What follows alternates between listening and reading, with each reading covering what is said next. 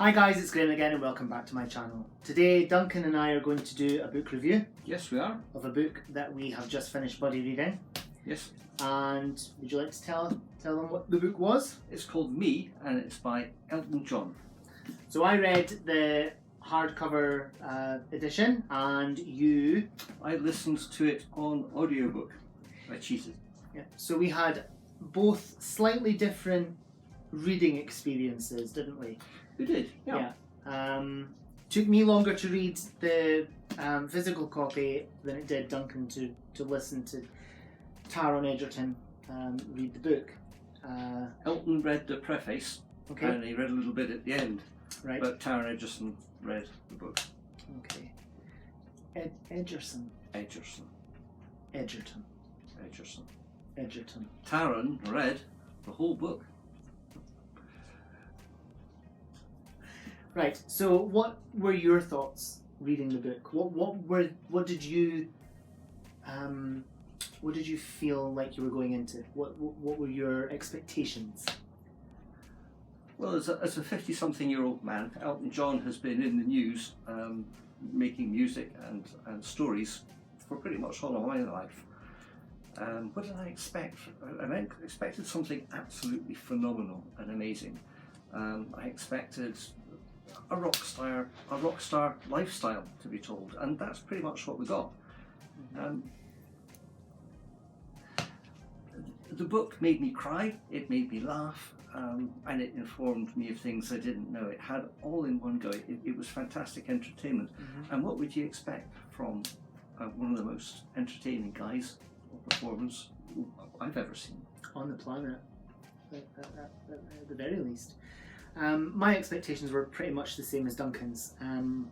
Obviously, I'm not as old as Duncan is, but for pretty much all my life, Elton John has been in the news and making headlines. So I expected pretty much the same as you, going in, something fantastical, rock star lifestyle. I wasn't expecting quite the teary moments. Although I didn't cry quite as much as you did. No. I think possibly the reason why that is because obviously I was reading the physical copy, and you were listening to Taron Egerton. Egerton? See? I can't even speak now. Taron Egerton read the book, and obviously he is a professional actor. He, from what I heard of you listening, because you had his earphones in, but sometimes you let me hear some of it. Yeah. And it was very charismatic the way he read it. So that put emotion into the story, I feel. It's beautifully well written, and for as outspoken and sweary as Elton John is, it didn't really have that many sweary words in it, did it? No, at the very end of the book, you have read it as well. That one of the reasons that he did this project was so that his kids could read it as they grew up, yes, because there is a huge age difference. So if you're writing for something for your kids to try and identify the man with the fame, I think that's a really good attempt. But for me, that although it's called Me, there's a lot about him that we don't know. But when you're cooped up for a decade or so, perhaps there's less to say. So we've just had to close the curtains. Yes, the lighting fairy had to come in and make some adjustments. So hopefully we're adequately lit. Well, the lighting has changed an awful lot. The curtain is now closed, so there's not a lot of natural light getting in. I've had to put the very bright electric ceiling light on, which I don't like. All that makeup that you put on just wasn't needed, was it? He's a liar. He's a liar. Right, so we were talking about Me by Elton John. Yes. And we'd got to me not being able to put two and two together, that he'd been writing it for his children, so it wouldn't be all sweary and rock star-ish. Yes? Okay. So, any more thoughts? While I think of some of my own. Buy it. Go out there, dig the money out of your pockets and buy the book. It is fantastic. Yeah, it tells you a lot of what you knew already, and it puts it in context. He's not perfect. He's got flaws like the rest of us, But the thing that I've always admired about him is that he turns a disaster into success, and that's not done easily. And he doesn't go on about this so much, but he is a workaholic, and he works at it. Yeah. He went bankrupt, didn't he? But he didn't labour that in the book. No. And he didn't labour the fact that he worked pretty much every hour God gave to get back what he lost, and provide for his kids, David and his kids. Yeah. And that was another interesting thing as well. I think Elton John is now on his farewell tour, and I think it's something crazy, like, what was it, 300 shows over 3 years or something like that. Yeah. And it was his husband David who gave him a list of dates and times when their children, what are their children's names again? Elijah and Zachary. He gave Elton a list of when they'd be going to school, when they'd be doing their exams, when they'd be sports days, prize givings, important things that parents don't want to miss or shouldn't want to miss, and that was the catalyst for Elton saying, no, I want to live to see that. I want to, because he's had health scares as well. I mean, for instance, reading this was only the second time that I had heard that he'd had cancer, and it was prostate cancer. Yep. We watched recently the Graham Norton interview where that was the first time I'd heard that he'd had cancer, and I was so shocked, because usually with Elton John, this news is all over the place. He's very, what's the word? He's very much used as tabloid fodder, as the book says as well. There was a time in the 90s when the Sun newspaper wouldn't leave him alone, and he was terrorised by it, and I think it was something like 18 legal writs that he put against them or something, wasn't it? It was crazy, and they eventually retracted everything that they'd said and gave him an apology on was it the front page, I think? It had to be. It was good old Kelvin Mackenzie days for those like myself, old enough to remember them. Yes. But it's just an amazing book. You have to read it. Even if you're not an Elton fan, that doesn't matter. It needs to be read. It's stunning. It's so beautiful. So he let the tour accommodate his kids' prize giving and all the rest of it, but he forgot to schedule in cancer. So as a result, he's standing on stage and he's looking at the audience and he's thinking, yeah, you've seen me sing all these songs, but what you don't know and what you didn't expect to know is that at the moment I'm pissing myself. And this was a result of the cancer and the treatment. Yeah. And you just think, what drives someone like that? What makes them go do these things? You've probably just used one of the most sweary words I've used on my channel. I've got more. No, it's fine. And the way that he spoke about important people in his life who he was very close to, and they died. People like Gianni Versace, who was murdered outside his mansion in 1997, and literally 6 weeks later, Princess Diana was killed in Paris. And earlier than that, he visited Freddie Mercury just before he died in 1991, I want to say. And apparently Freddie Mercury was surrounded by all these catalogues of art and furniture and all this kind of thing. And it was around about Christmas time, and Freddie Mercury died. I think it was late November 91. And on Christmas Day, someone knocked on Elton's door, and there was a priceless painting as a gift from Freddie Mercury, and he'd clearly been Christmas shopping, but it was the way that Elton spoke about him. He was at a time where Freddie Mercury should have been thinking about himself and about how much pain he was in from dying of AIDS. He was thinking of everyone else, and that to me just sums up the whole narrative of the book. Do you think? It gives a wee glimpse into what makes rock stars be rock stars, what makes performers be performers. It's the ability to see that you're probably not going to survive very long, but still think of other people and plan for the future and what makes them happy. Yeah. And just, I don't know, he clearly is a very, very intelligent man, a very astute businessman, and a very gifted performer. And I'm so glad to have finally read this book. We got this book, well, I got this book. You bought me this book when it first came out, I think We pre-ordered it. It was pre-ordered, so it was last year, tail end of last year, but it was long enough to want to have read it sooner, because we bought it with the intention of reading it on this holiday.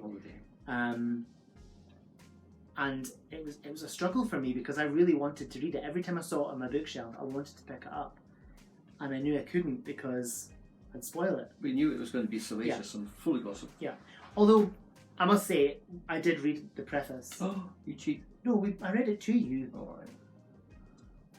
It's such a sieve for a memory. I remember every word you say. Yes. Anyway, I shall read you the blurb. Elton John is the most enduringly successful singer-songwriter of all time.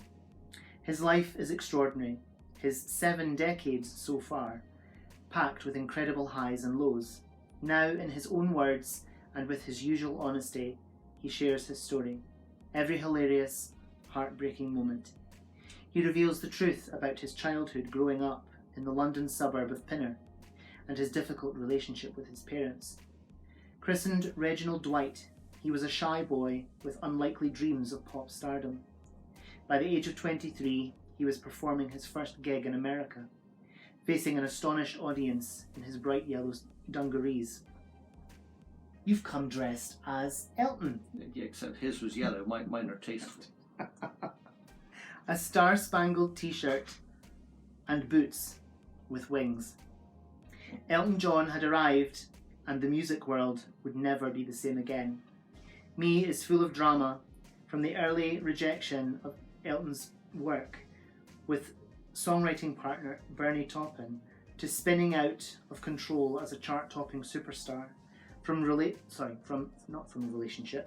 friendships with John Lennon, Freddie Mercury and George Michael, to disco dancing with the Queen.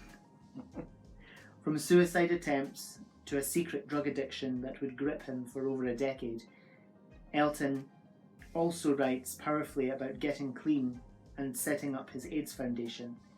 He describes finding true love with David Furnish, holidaying with Versace, and singing at Princess Diana's funeral. And he pinpoints that the moment he realises that he wants to be a father, and his life changes once again. Joyously funny, entertaining, and at times deeply moving, Me will take you on an intimate journey with a living legend. And it does exactly that. I just can't praise this book enough. Like I say, it took me a bit longer to read. It took me the better part of a week, because you think when you're on holiday that you're going to have all the time in the world just to sit and read. But we've got 3 dogs, and there's a royal estate out there to be explored. And we have explored. Yes. And I fell behind with my reading a little bit. You read it quicker than I did, because obviously Taron Egerton was in your log holes reading it to you. He knew the words. He knew the words, and from what I heard, he was very charismatic about it. And I might reread this in audiobook version, if you'll let me. Think about it. So, if you get the chance, if you can pick this up, it's available in most good bookshops now. You have to read it. It's simply amazing. Me by Elton John, and it's a gorgeous book cover as well, isn't it? Nice glasses. And the back is Elton John playing piano, doing what he does, and that's the crowd. Is that in Wembley? I think it was. Yeah. So, and then the inside cover, that's the crowd. Yeah, it's just mad. I mean, he pretty much came from I'm going to say nothing. I think he'd agree with you, yeah. And he's now one of the most legendary rock stars alive today. And what makes him so good is he's British. Yes. Brilliant. So, yeah, that's our review of Me by Elton John. Have you had fun? I've had fun. Yes. So have I, apart from being blinded by the sun and having to close the curtains and put the light on and change the lighting and... Yes, but anyway. We survived. Yes. And I hope you do too. I'm going to cry myself to sleep tonight about it. I'm used to it. What, crying myself to sleep? Go away. Cheeky. Whatever you're doing, I hope you have so much fun doing it. Whatever you're reading, I hope you enjoy it. I hope you love it. Stay fabulous. And be amazing. Be amazing. And Gosh, I didn't know I had lines. be yourself. Be yourself. Stay fabulous, be amazing, be yourself. And we may see you again soon for another video. Bye-bye. Bye-bye.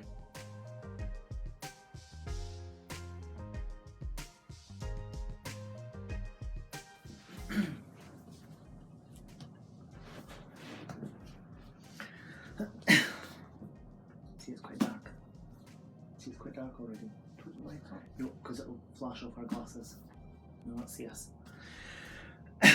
As it is, it's already flashing in from the thing there. Right.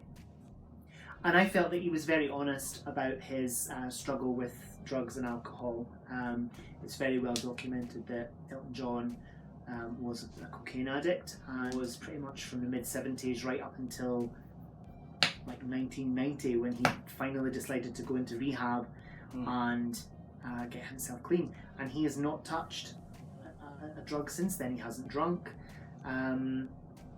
And the light is changing constantly because the sun is coming through the trees. So if you get glare from my glasses, I do apologise.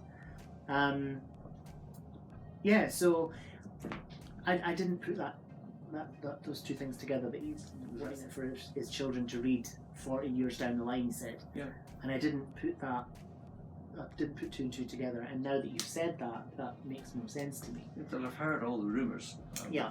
They won't associate their dad with this legend, I suppose. Yeah. So he's given him a key. Yeah, and it was there was, like you said, there was things that I didn't know about Elton John.